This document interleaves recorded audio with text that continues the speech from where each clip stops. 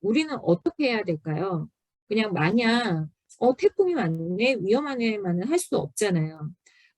우선 태풍은 중심 최대 풍속이 1초당 17m 이상의 폭풍우를 동반하는 기상 현상을 말하는 거고요. 우리나라도 주의와 경고로 나누고 있습니다. 그래서 몇 가지 안전 수칙을 이제 말씀을 드리려고 하는데요. 우선 TV나 라디오를 수신하면서 태풍의 진로나 도달 시간을 미리 확인을 하셔야 되겠죠.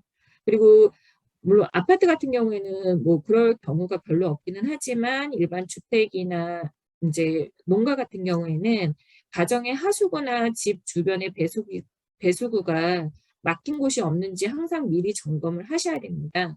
그리고 침수나 산사태가 일어날 위험이 있는 지역에 거주하는 주민은 대피 장소와 비상 연락망 등을 항상 미리 알아두시면 좋고요.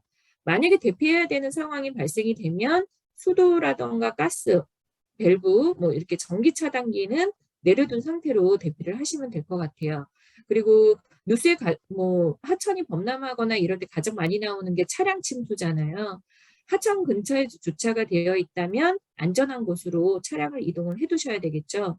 그리고 평상시에도 응급약품이나 뭐 손전등, 그다음에 뭐 비상식량 등의 생필품을 미리 준비해 두시면 좋을 것 같고요. 태풍이 온다 그러면은 창문에 테이프 많이 붙이세요. 그러니까 문과 창문을 잘 닫아서 이 바람에 움직이지 않도록 하면 되는데요. 그리고 테이프 붙일 때는 유리하고 샤시가 일체가 되도록 꼼꼼히 붙이셔야 되고, 만약에 유리총 파손이 되면은 유리 파편들이 튈 수가 있기 때문에 이 유리 파편을 방지하기 위한 그 테이프도 있다고 해요. 전면 테이프. 그런 것들을 미리 붙여두시면 안전사고에 예방할 수 있지 않을까 생각이 됩니다. 그리고 노약자나 어린이는 물론 집 밖에 나가는 건 위험하고요. 뭐 일반 주택인 경우에 바람에 날아갈 위험이 있는 지붕이나 뭐 간판, 뭐 창문이나 출입문, 뭐 아니면 다른 집기들이 날아가지 않도록 고정하거나 아니면 실내로 옮기시는 게 좋겠죠. 그리고 전신주나 뭐 가로등, 신호등 이런 거는 손으로 만지거나 가까이 가지 않도록 해야 돼요. 왜냐하면 항상 감전의 위험이 있기 때문에 주의하셔야 되고요. 혹시라도 파손된 상하수도나 도로가 있다면 시공구청이나 읍면 동사무소에 연락을 하시면 기관에서 확인해서 처리가 가능합니다. 그리고 혹시라도 이제 침수되는 주택가인 경우라면 이제 집안에 혹시라도 가스가 차일 수 있기 때문에 환기시킨 후 들어가시고 전기나 가스 수도 시설은 뭐 업체에 연락하셔서 전문가의 도움을 받아서 확인하시고 다시 재사용을 하시는 게 좋을 것 같습니다. 지금 보여드리는 기사의 왼쪽은 이제 갑자기 불어난 물에 버스가 잠긴 사고였는데요. 나중에 확인해 보니까 이 버스 기사가 해당 지역의 지대가 낮은 곳이라고 그냥 무리하게 진입을 했다고 해요. 물론 이제 버스 안에서 구조대를 기다리는 시민들이 다행히 이제 구조가 돼서 뭐 무사히 탈출할 수 있기는 한데요. 이렇게 차량이 갑작스럽게 물에 잠기게 되면은 차 안에 머무시면 안 돼요. 이제 밖으로 급하게 이제 응급 상황으로 빠져나오시거나 아니면 차량 위로 올라가서 기다리셔야 됩니다. 그리고 오른쪽 사진은 마찬가지로 갑작스러운 폭우로 이제 불어난 물에 나오지 못하고 머뭇거리다가 차량이 전복되면서 전원 사망한 사고예요. 좀 안타깝죠. 다만 이제 원래는 저 차에는 더 많은 사람이 타고 있었는데 시내가 폭우로 이제 물이 찼다는 소식을 듣고 일부 승객들은 먼저 내렸다고 해요. 그러면 이제 먼저 내린 승객들은 다행히 이제 사고를 당하지 않았고 내리지 않은 승객이 사고를 당한 건데 이제 이거는 조금 다른 얘기지만 안타깝게도 저 차에 함께 있던 승객들이 친인척 관계였다고 해요. 조금 더 안타까운 뉴스였습니다. 그래서 이렇게 홍수로 인해서 물에 이제 차에 물이 차면은 내리는 것이 안전해요. 그러니까 차가 기름으로만 움직이는 거는 아니잖아요. 많은 전기로 작동되는 장치들도 있기 때문에 물에 잠기면 문을 열 수 없다거나 아니면 다른 장치들을 움직일 수가 없기 때문에 이렇게 무리하게 운전하거나 아니면 차량 탑승하지 않는 것이 더 안전하겠죠. 어, 혹시 그 버스 타셔서 안전장치가 어디 있는지 확인하시는 분 계세요? 거의 없으시죠. 차량 이제 앉기 바쁘실 텐데요. 이 홍수나 재난으로 버스를 탈출해야 할 때 우리가 버스의 안전장비가 어디 있는지 정도는 위치를 파악하시면 좋을 것 같아요. 그래서 안전장비가 어디 있는지 몇 가지를 안내를 드릴게요. 어, 유리창을 깰 수 있는 이 해머는 중간 부분과 그다음에 운전석 뒷부분, 그다음에 제일 오른쪽에 그 앞좌석 유리창, 그다음에 그 중간 문에 뒷문에 유리창에 매달려 있어요. 이렇게 옆에 차 벽면에. 이 부분을 확인하시고 혹시 응급상황 시에는 그 해머를 꺼내셔서 유리창을 깨서 탈출을 하셔야 되고요. 소화기는 그 버스 운전자 뒤와 그다음에 오른쪽 제일 앞좌석에 부착이 되어 있어요. 근데 제가 얼마 전에 버스를 타니까 중간 좌석에도 있는 경우가 있기는 하더라고요. 그리고 비상 밸브는 이제 앞좌석 그 앞문과 뒷문의 위치에 있는데 시계 방향으로 돌리면 수동으로 차문을 열 수가 있습니다. 그래서 그럴 때에는 차문을 여시고 탈출을 하셔야 되겠죠. 참고적으로 지하철 내에도 안전장치는 구비가 되어 있는데요. 비상 전화라던가 소화기 등은 그 객차의 사이 벽면에 설치가 되어 있습니다. 그리고 비상문은 그 승객들이 앉아 있는 자리에 각 객실의 문이 여러 개잖아요. 그 문 아래쪽에 의자 아래쪽에 보시면 있고요. 마찬가지로 비상시 문이 열리지 않을 때에는 비상망치나 아니면 정말 급할 때는 소화기로 깨서 탈출을 하셔야 되겠죠. 그리고 지하철 역사 내에도 구호 장비가 구비가 되어 있습니다. 그리고 구호용품 보관함 문은 발로 차서 깨서 열면 쉽게 열 수가 있어요. 그래서 그 안에는 방독면하고 생수 2병, 그다음에 수건이 1박스 들어있는데요. 생수는 마시는 물은 아니에요.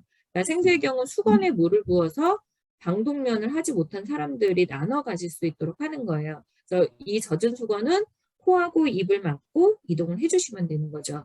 그리고 전기심장 충격기도 역사마다 준비가 되어 있고요. 항상 이제 저도 안전교육도 같이 진행을 하다 보니까 그러니까 내가 다니는 길에 어떤 것들이 있는지 기억해 두면 도움이 필요한 사람이 생겼을 때 신속하게 도울 수 있을 것 같습니다. 그리고 항상 뭐 이제 차량이나 아니면 다른 뭐 이동 교통수단을 이용할 때 안전장비의 위치가 어디 있는지 평상시 그 사용법 등은 어떤 것들이 있는지 관심을 가지고 봐주시는 것이 안전을 지키는 습관이라는 거는 잊지 않으셨으면 좋겠어요. 이게 기억은 하고 있는데 내 몸에 익숙하지 않으면 비상 상황 시에 절대 기억나지도 않고 내 몸이 움직이지도 않습니다.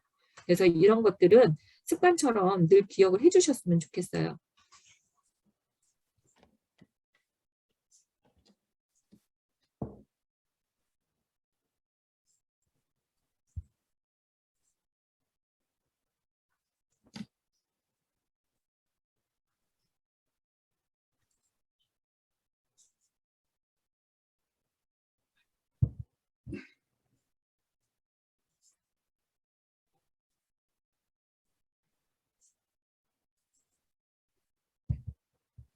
어떻게 보면은 이제 뭐 외국인이 얼어 죽은 동물한테 일어나라고는 하지만 이 북미를 간탄 한파로 전년도에 많은 이들이 생명을 잃었잖아요.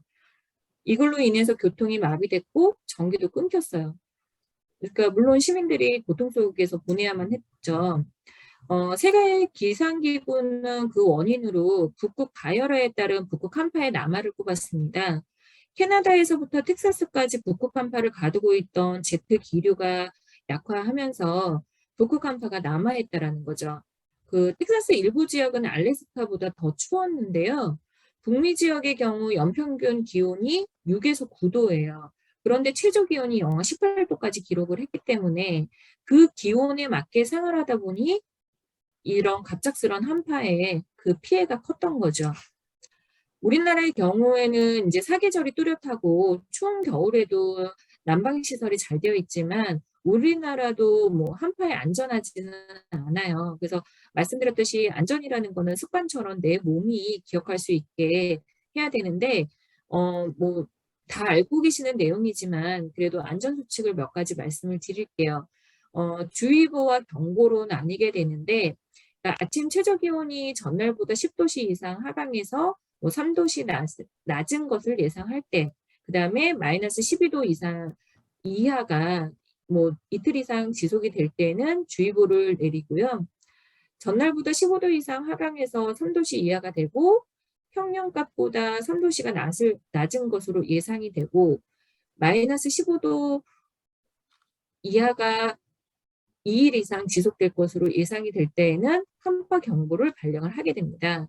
그러니까 우리나라 말씀드렸듯이 뭐 사계절 뚜렷하고 추운 겨울에도 뭐 패딩이라던가 아니면 집안 자체도 온돌 기능이기 때문에 굉장히 따뜻하게 보내기는 하지만 이제 여러 가지 이유로 갑작스럽게 한파가 발령이 됐을 때 뭐 안전하지는 않잖아요.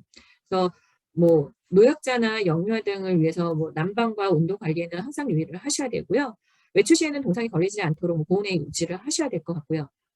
겨울철에 항상 나오는 게 수도 계량기, 그다음에 보일러 배관, 헌옷으로 감싸는 거 많이 나오잖아요. 너무나 익히 잘 알고 있는 거긴 하지만 이런 한파 준비에서 늘 대비를 하시면 좋을 것 같습니다. 지금 사진은 이제 뭐 우리나라가 아직까지는 그런 뭐 정말 국가 비상사태가 선포될 만큼의 기후성 재난으로 인한 재난은 없었지만 다른 나라에서 겪고 있는 산불이나 한파, 뭐 태풍 등 이런 기후위기 재난 상황들이 언제까지 머나먼 남의 나라 이야기만은 아니에요. 알고 계시듯이 우리나라도 많은 변화가 있었잖아요. 지금 보여드리는 화면은 대구의 폭염을 형상화한 조각상들이에요. 그러니까 몇 년 전에 나온 사진인데 이 사진이 굉장히 재밌기는 하지만 요즘 표현으로는 조금 이제 젊은 친구들 표현으로 우픈 것 같아요. 그리고 이 폭염이 이제 대구 지역의 일만은 아니게 됐어요. 60년 전 대구 날씨가 현재 서울의 날씨가 됐습니다.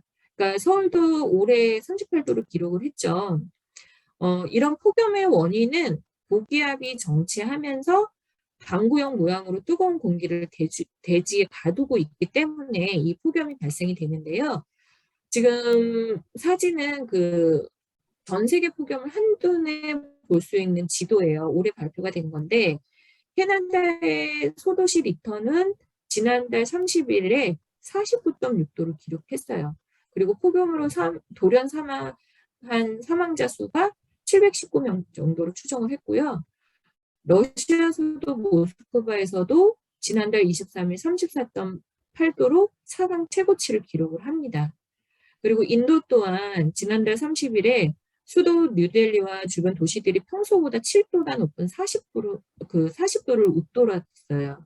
그래서 중동 국가인 이라크가 50도가 이제로 폭염으로 인해서 뭐 전기 시스템도 붕괴가 되고 그래서 뭐 지난 1일을 공휴일로 지정하는 대책을 내놓을 만큼 심각하다고 합니다.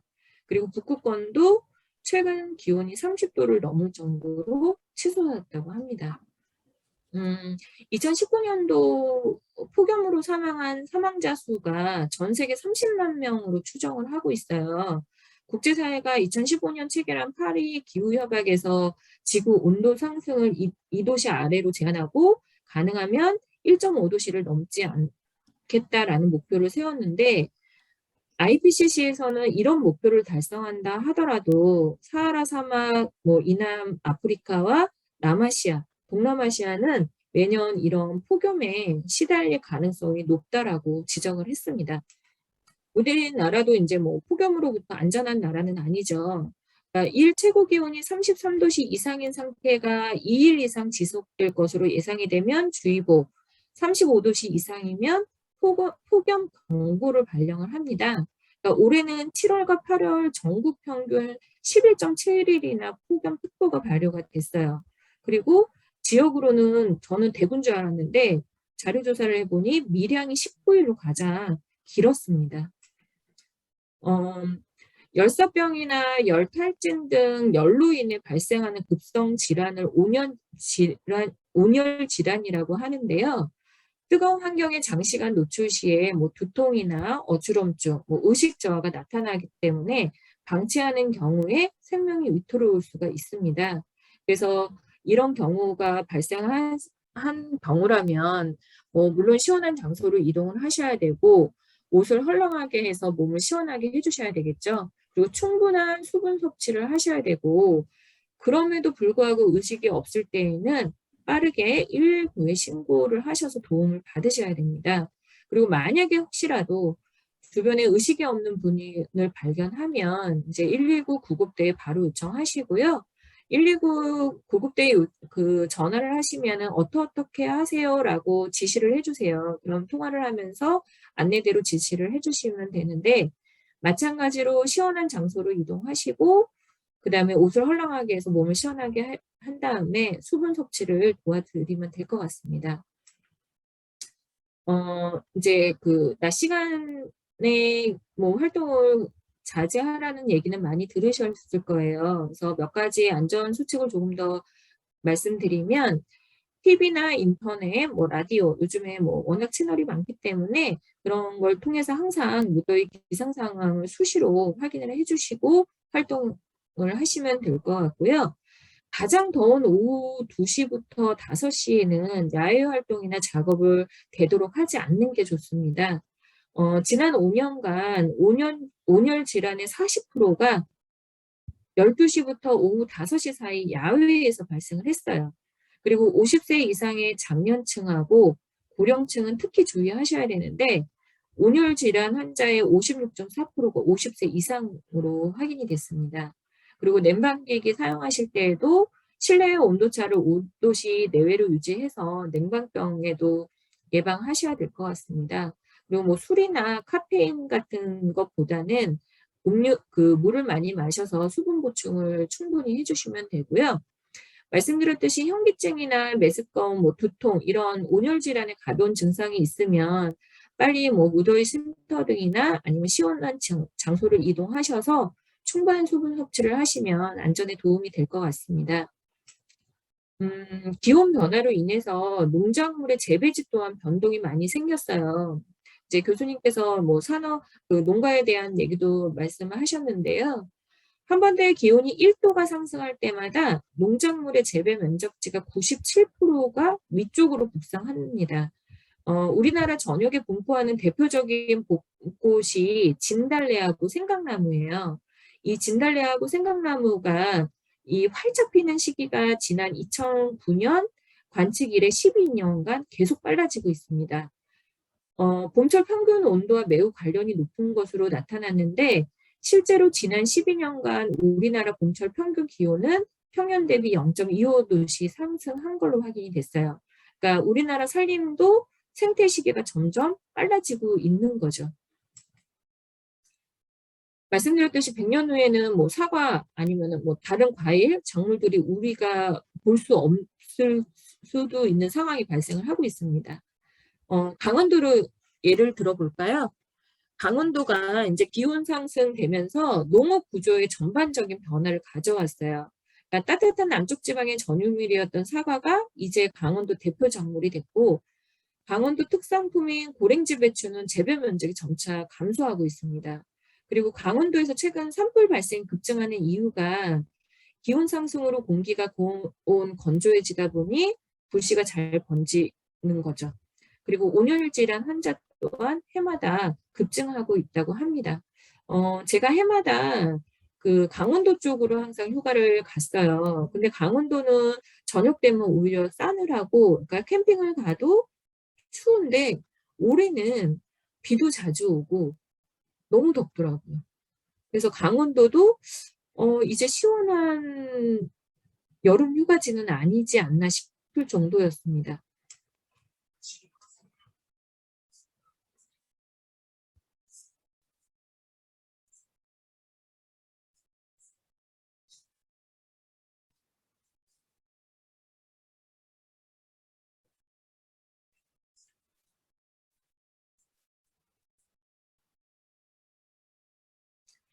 기후위기 상황이 되기까지 이제 최근 이슈화는 됐지만 그동안에도 이렇게 경고는 계속 있었어요. 그러니까 기후 변화에 관한 정부 협의체 IPCC에서 30년 전부터 예측 보고서를 냅니다. 이 예측 보고서에 얼마나 들어맞았을까요? 거의 완벽하게 극단적인 시나리오 그대로 따라서 지금 실제 관측치가 따라가고 있어요. 그러니까 그래프를 보시면 예측 범위의 제일 끝에 다다랐죠. 해수면 상승 또한 예측 범위에서 최대치를 기록을 하고 있어요. 빙하 면적이 예측 범위를 벗어났는데요. 이거는 과학자들이 예측한 것보다 더 빠르게 빙하 면적이 줄어들고 있습니다. 왜냐하면 그 사탕을 씹어서 먹는 것과 그냥 먹는 것과 녹는 속도가 다르잖아요. 마찬가지로 빙하가 깨져서 녹는 범위까지는 예측을 하지 못했는데 빙하가 면적이 줄어들면서 깨지면서 녹기 때문에 더 빠르게 빙하 면적이 줄어드는 거예요. 2도씨를 넘게 되면 우리 지구는 완전히 회복력을 상실하게 됩니다. 지금 현재 우리가 살고 있는 이 문명이라고 하는 게 지금 이 기후에 다 맞춰져 있는데 완전히 다른 기후로 넘어가 버린다는 거죠. 이제는 기후변화의 심각성을 진짜 현실로 받아들여야 되는 시기가 온 것 같습니다. 뭐 미세먼지, 뭐 아니면 코로나의 장기화로 짜증 나시죠? 저도 조금 짜증이 나요. 이게 도대체 언제 끝날까? 그리고 누군가는 말을 합니다. 이 또한 지나가리다. 하지만 이게 지나가면 과연 끝일까요? 77억 명의 전 세계인이 화석 에너지를 사용해서 200여 년 동안의 짧은 기간 동안 온실가스를 배출해서 지구의 온도를 1도로 올려놨어요. 기후 위기 상황에서 탄소 제로 운동도 물론 중요하죠. 그리고 앞으로 어떻게 하면 강력한 태풍이나 폭염 등으로부터 나와 내 재산, 뭐 우리 가족의 생명을 지킬 수 있을까 이런 걱정 또한 해야 된다고 봅니다. 그러니까 기후위기 시대에 단순히 일회용 사용을 줄인다거나 아니면 에너지 전략만이 대안은 아니라고 봐요. 기후위기에 대해서 더 공부하고 학습해야 될 것 같습니다. 그리고 여러분들께서도 행동하시길 바랍니다. 여러분께서 너무나 잘 알고 있는 미래학자인 엘빈 토플러가 21세기 문맹에 대해 이렇게 얘기를 했어요. 21세기 문맹은 읽고 쓰지 못하는 사람이 아니라 배우고 배운 걸 잊어버리고 또다시 배울 능력이 없는 사람들이다. 즉, 학습과 재학습하지 않는 사람은 21세기 문맹인이라는 거죠. 나 조금 알고 있어. 아이, 뭐, 그거 알아서 뭐해. 이렇게 학습하지 않는 것과 지금 일요일 여러분들처럼 열정을 가지고 이 자리에 있기 때문에 여러분들은 너무나 멋있는 분들인 것 같습니다. 긴 시간 강의 들으시느라 너무 고생하셨고요. 이제 나머지는 박세영 교수님께서 이제 앞으로 생존 전략에 대해서 좀 더 자세하게 말씀을 해주실 거고요. 제 강의는 여기서 종료하도록 하겠습니다. 추후에 뭐 면대면으로 강의할 기회가 있으면 여러분들을 또 만나 뵙고 싶고요. 긴 시간 강의 들으시느라 너무 고생하셨습니다. 감사합니다. 네. 박현주 우리 전문 강사께서 기후 위기로 인한